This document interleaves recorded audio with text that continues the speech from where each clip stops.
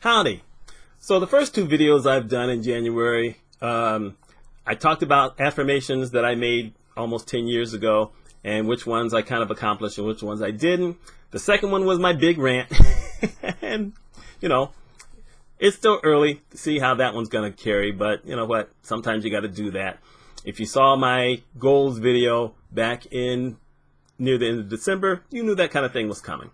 Today I'm actually going to talk about writing and give some tips on finding inspiration to write, because I've got over 6,000 articles that I've written over the course of, well, whatever. And I'm talking about since I've been self-employed. So I've had articles on a whole bunch of topics. Leadership, diversity, obviously, these are my business things, healthcare. I'm just sharing. I've written about blogging and writing and social media and diabetes and tons of stuff.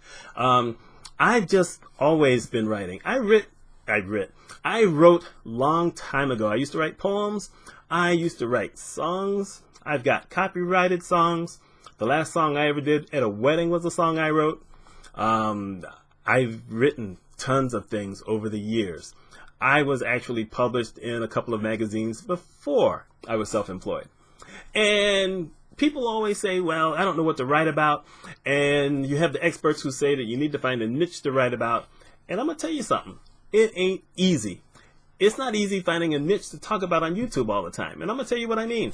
There's a young lady named Sunny Lena Darzio. And I can't pronounce her name. She's just Sunny. And I follow her. And the thing is, when she was first doing videos, all she was talking about was YouTube and how to make money off of YouTube.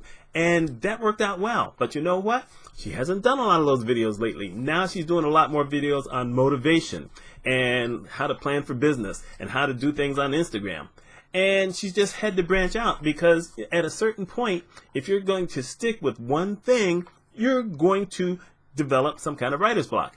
Unless you're a major researcher or you're in a field like astronomy where, my God, if you don't know how to keep writing about astronomy with everything that happens almost every single day and what's happened in the past, then you just have no imagination whatsoever. And I say that as someone who has never written anything about astronomy, but I read about it all the time. I'm fascinated by it. It scares me as well. So I'm here to talk about ways to find inspiration, whether it's in a niche or outside of a niche. The first thing I'm going to say is sit down and just think. What do you like to talk about? That's a big thing. If it's a niche, what's the thing you want to talk about? You want to talk about making money? How many ways have you tried to make money? Over the years, I have tried a bunch of ways making money by blogging. And I could write about every one of them. Matter of fact, I already have written about almost every single one of them. I used to try affiliate programs, and I would write about them and write about how you had to try to set things up and then how well they worked. I talked about taking advertising, and I did that. I did a thing many years ago called text link ads, where I made a lot of money, and then Google basically shut my site down. Not quite, but still. When PageRank was still a thing, they totally wiped out my PageRank, and then they weren't showing any of my new articles. Luckily, there were other search engines that were, but still, I knew that was a violation of Google. But you know what? I was making money. So there's a lot of things that I used to talk about as it regarded making money. I've talked about writing. I've written about writing a lot. I haven't talked about it so much.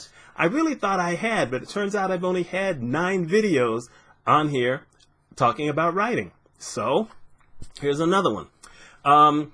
I go about my day, and I like to see my days as stories. And one of the videos I did talk about writing says, write like you're telling a story. And so I just see these things all the time. Now, I don't get out all that much. Truthfully, these days I get out way less than I used to. I have my certain restaurants I go for lunch Mondays, Wednesdays, and Fridays. And Saturdays are kind of my wild card day, but Saturdays are the days where sometimes I find more inspiration on things to write about. And I can connect anything in the world to blogging, and almost anything in the world to leadership. I just can. Now, there's other things you can do. You can pick up a book on a subject that you like, and you can write about a certain particular thing that you came across, and you just expand on it.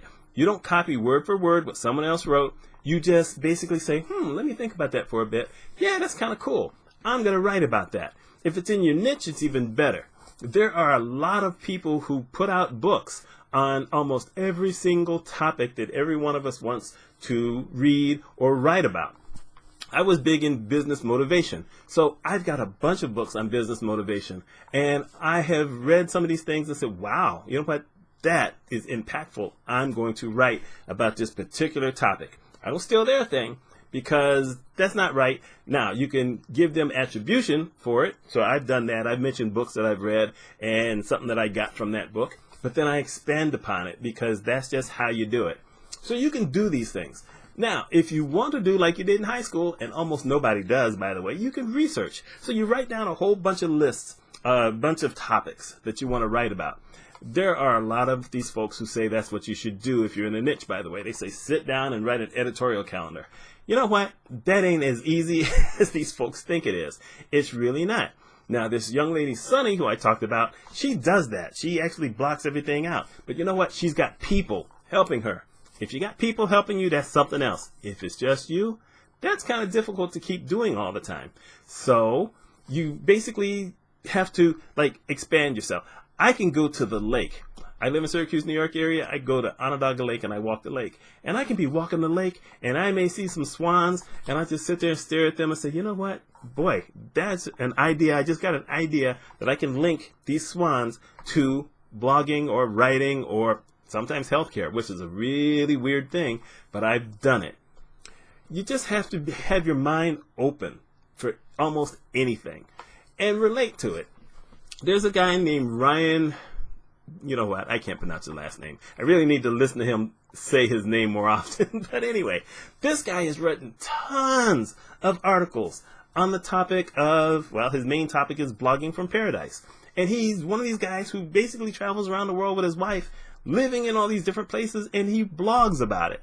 And he also blogs about blogging, and he blogs about writing, and he does all these things. He's been guest posting everywhere you can think of, always on the same niche. Before that, he was writing on something else. And like I said, he does this, and he's incorporated some topics into some of his writing that every once in a while has freaked me out. He wrote one where he began talking about these giant roaches. I don't know what country he was in, but he was talking about giant roaches crawling on his face. Said, oh my God, no. But still, look at the impact that's had on me. Of course, I don't like bugs. I certainly don't like roaches. But you can find inspiration for anything on anything.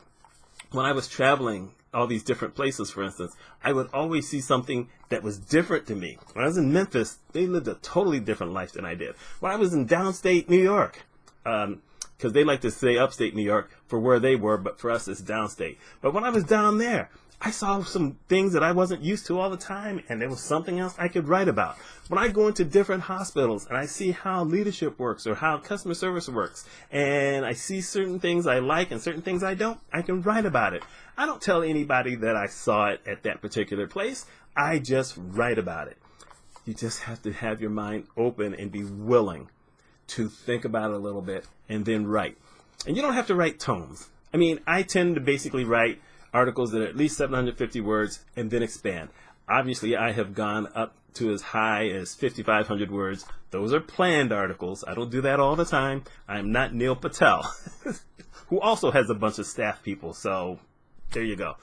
But I'm just trying to say that if you really care about producing content, whether it's writing, whether it's YouTube, even Instagram, you got to be ready to take a lot of pictures or create a lot of different pictures to put on there. If you're going to do it, you have to open up your mind and expand your horizons and find things that either relate to your niche or other things that you want to talk about that you find interesting.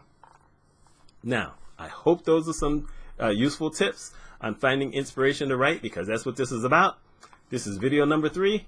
Let's find out what we'll do tomorrow. Y'all take care.